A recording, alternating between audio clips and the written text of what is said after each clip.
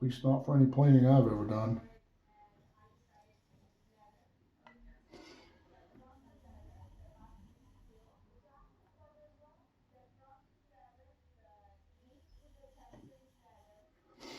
Basically right now all I'm doing is just polishing the edge.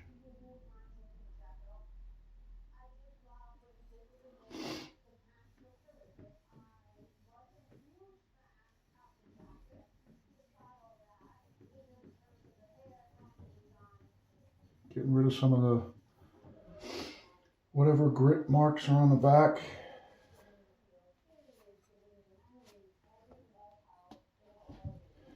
We now have a fairly polished edge. I can still see a few lines in it, but fairly polished. The light's going to shine right in the camera.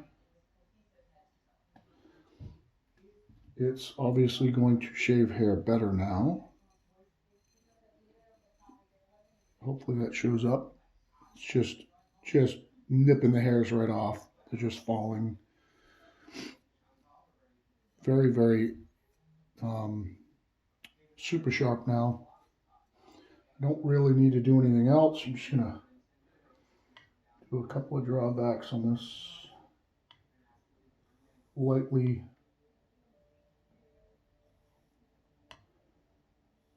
polish the edge. Your pressure when you're sharpening should get lighter and lighter and lighter. So I hear my voice getting quieter. I'm making sure I'm hitting out to the edges on the sides. Have a slight burr again. We'll just take it off.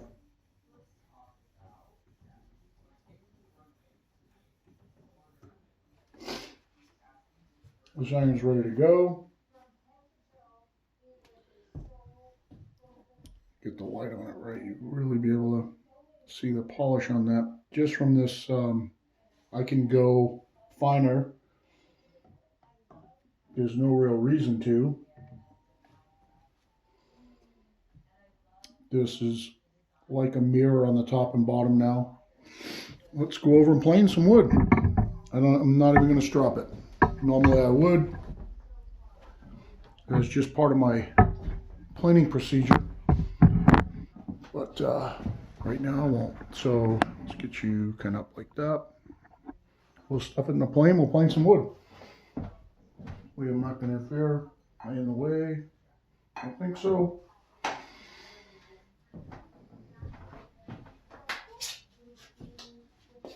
Hopefully this video is not getting too long. Let's see what it is. 50 minutes, hour. Let's cut off.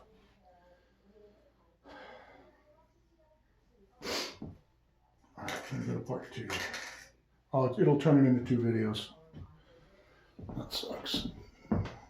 Gotta make sure that I keep these down. So this will end up being a part 1 and part 2. So if you're watching part 1, now you're like, oh my God, there's more of the video.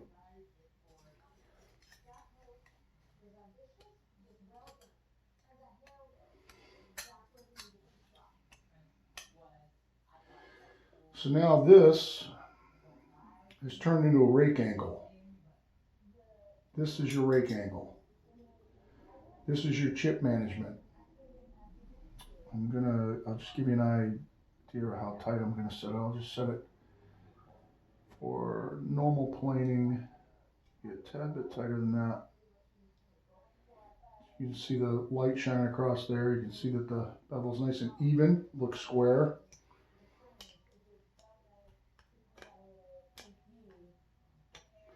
As you tighten down, make sure you don't pull it over the edge. Still see the teeny little bit of light there.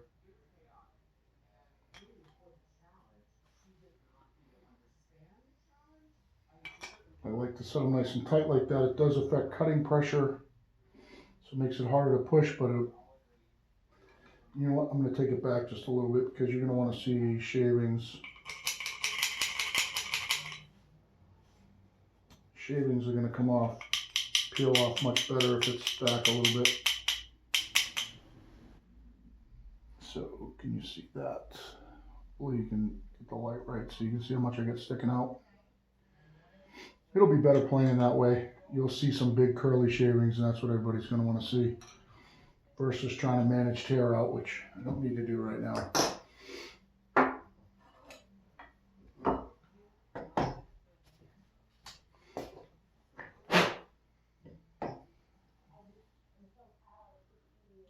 Don't want to do our edge when we put it in.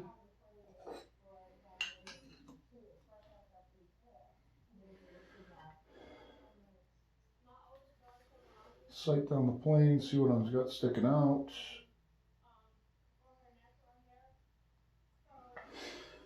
Looks like it's actually just about cutting. So what we're going to do is we're going to set the lateral first. As I advance the iron, I'm going to tilt. All right, so the right side is just picking up a shaving. You can see what you're looking at. Make sure you're looking at the wood. Okay, good. Right side is just picking up a shaving there. Let's try the left side, see if it is too. It's not, so I'm just going to move the lateral slightly to the right. Now neither side is picking up a shaving, so we're going to advance again and do it over. Just make sure that we get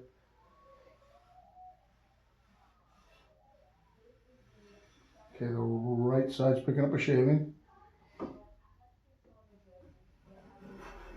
The left side's picking up a shaving and more of a shaving. So I'm going to just stick it back over just a little bit. I'm picking up pretty even shaving on both sides now, which means my lateral's pretty close to right. And let's rip off some shavings. Let's back this off just a bit. I don't want to see thinner shavings and thicker shavings.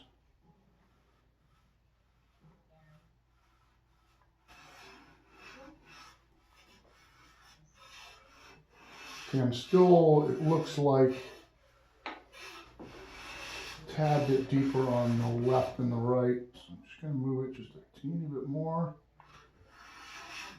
I look pretty centered now.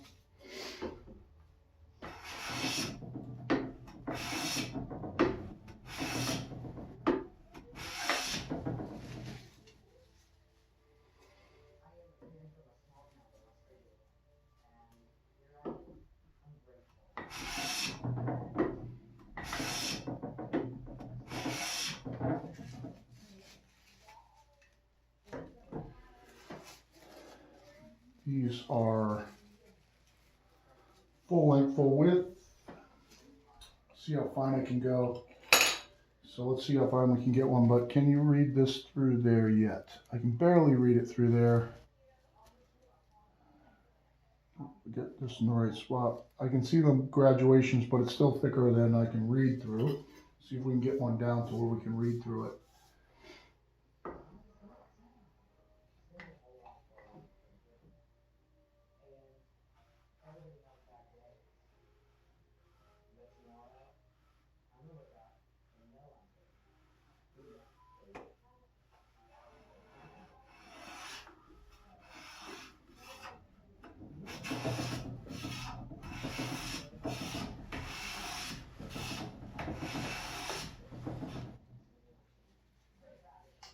These are micro thin.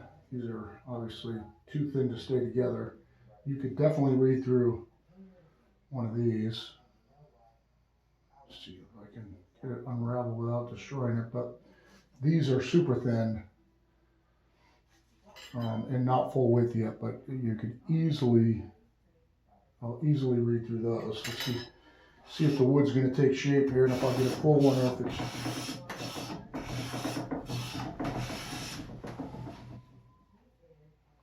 these are just too thin to stay together.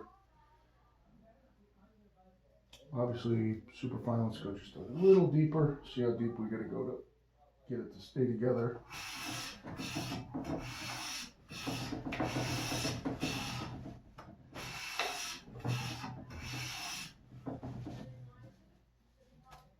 Still kind of cutting a little deeper on the teeny little bit deeper on the right than the left.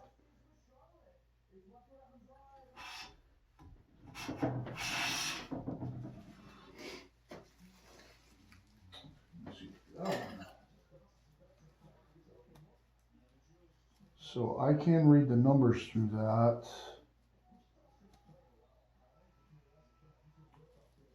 See it on the general there.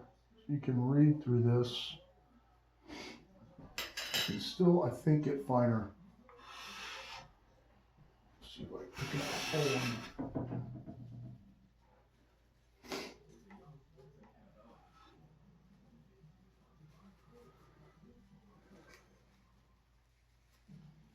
I don't know that I can go thinner than that and get it to stay together. This is pretty thin. Obviously, it's just pine too, so.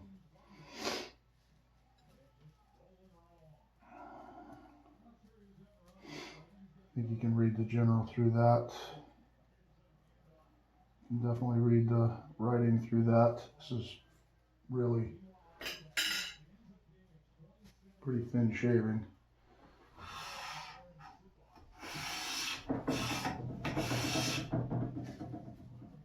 Continual, full length, full width, thin, micro thin shavings. You can see through. You know, this is a super thin shaving. You know, easily read through it.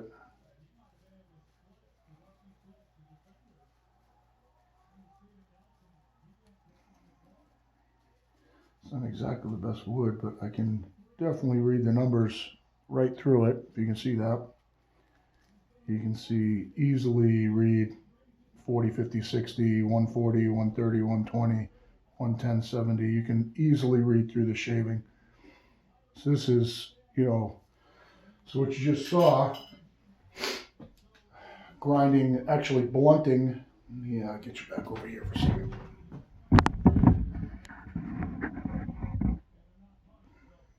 Get you up enough so you can see my face. So shelton number 9. The bottom on this plane isn't super flat. This is a Wood River version 3 iron in it. You know, $17 iron. We blunted it. Excuse me one sec.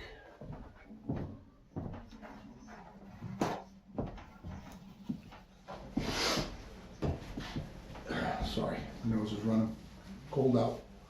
We blunted it. We, you know, on the plate, we ground it. And we took it to the stones only out to 4,000, just diamond plate, and a 4,000 plate that I would say, you know, gives you a finish like a 6. I don't know if this is going to show up or not, but I hope if you could see the polish on the edge there. It's square.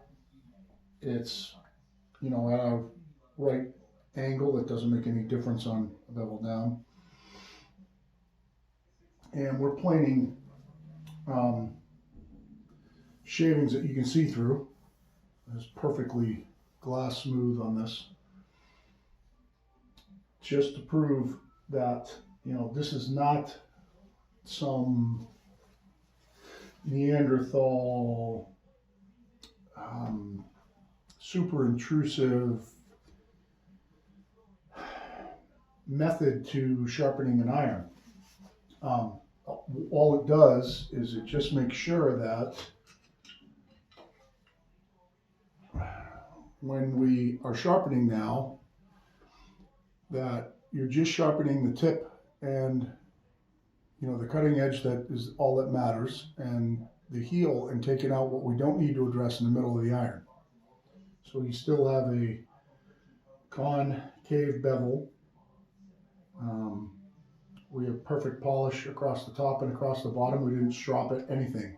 So just a diamond plate and 1 stone, and this is perfect, ready for work. To the level of, you know, shavings like this are not work. This is not, you're not doing work at this thickness. These are vanity shavings, more or less, just to proof of concept.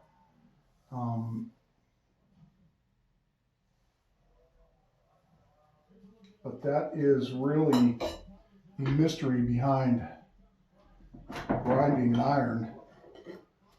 It's not hard. I don't know if this can show up or not. I'll try to mess with the light slowly. If you could see the finish on this is, like a piece of glass. And like I said, it's just a piece of pine.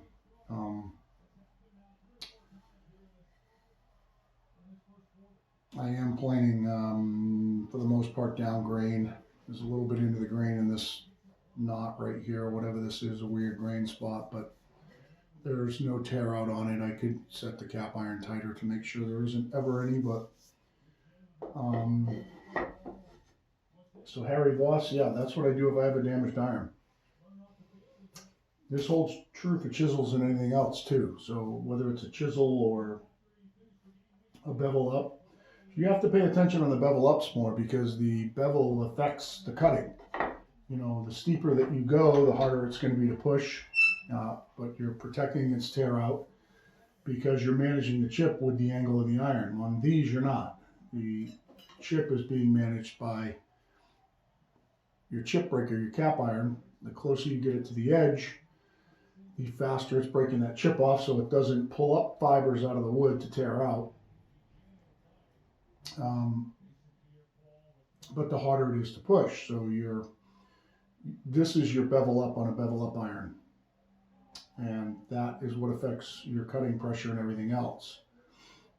This side of the bevel on a bevel down does nothing except clear the wood and affect your edge durability. The more that you get this below 20, the thinner that edge is behind it, and the more it's prone to rolling. Now, when you go through a knot or playing a real hardwood, something like that, you would want to maybe keep these bevels a little closer to 30 just for edge durability, but it doesn't affect the cutting of it whatsoever.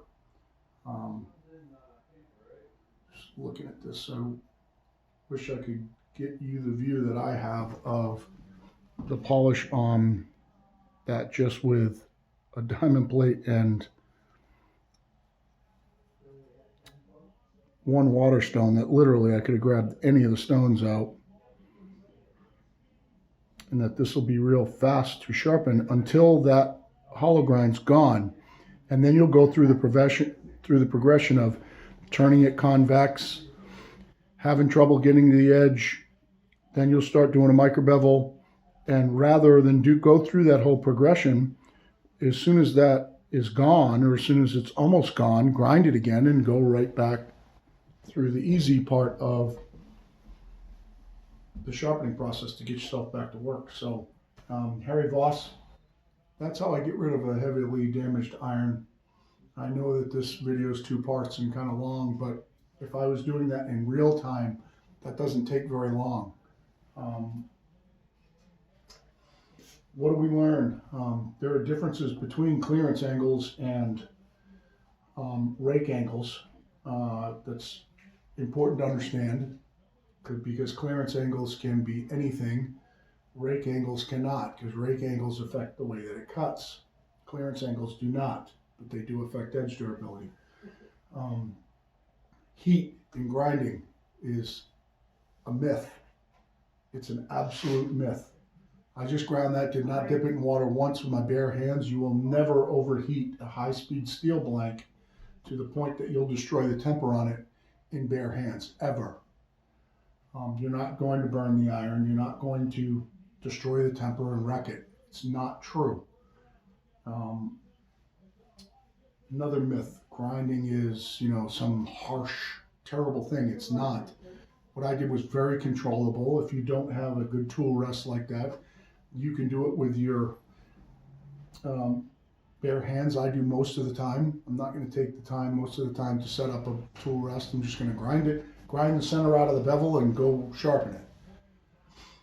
Most of the time I'm not doing it. It's not a repair. It's just quick, just getting rid of metal that I don't want to have to put on the stone. It doesn't have to be even. Uh,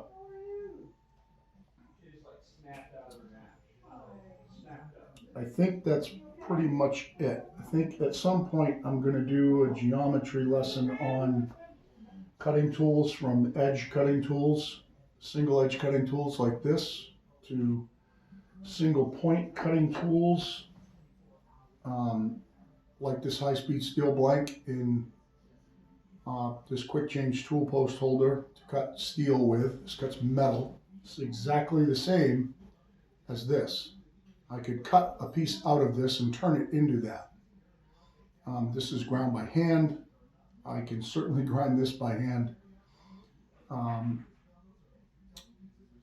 Single point cutting, the only point that cuts is that working corner right there. Single edge cutting, the only thing that cuts is the very, very, very sharpened point on this. At some point I'll probably do a video on that and how that affects lathe tools and rake angles and clearance angles and all that stuff. This one is just clearance angles. Clearance this way, clearance on the back rake here. This is rake. Clearance on this edge here. That's all this is grinding clearance angles into it so that only that point cuts the steel. This is identical to this iron. It's the same kind of metal. This iron would cut steel if I cut it into a square and ground it to put it on the lathe and put it in a holder, and it would cut steel. The only thing that you need is what you're cutting with to be harder than what you're cutting. That's it. And how pleasant that is going to determine how sharp it is. You can see what I was doing here was very pleasant to plane because it's very, very sharp. So yeah, that's it. I'm sorry for getting into two parts, but that's to answer a question. And oh, actually, I can use my new blinker thing now. Thanks for hanging around, and Willie B out.